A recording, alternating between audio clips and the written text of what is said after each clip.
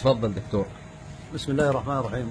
والله بشرى سارة إن شاء الله لأخواننا المسلمين مرضى السكر. اكتشف أخيرا أن القرفة هي العلاج الوحيد لمرض السكر.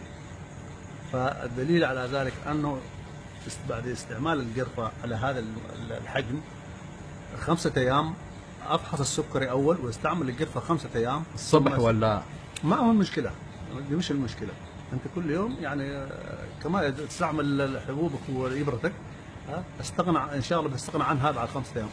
أفحص الأول وأبدأ استعمال القرفة. كيف طريقة الاستعمال؟ هذا الحجم نصف الأصبع القرفة. أيوة. لمدة 5 أيام 6 أيام. كيف تستخدمها؟ هل في ماء ولا؟ على كيفك أنت، عندك عدة طرق، يا تمضغها خذها كذا تمضغها يعني، أو تغليها وتشرب ميتها على راحتك لمدة 5 أيام وفحصة قبله، وبعد 5 أيام 6 أيام أفحص وتلقى السكر إن شاء الله نزل للصفر.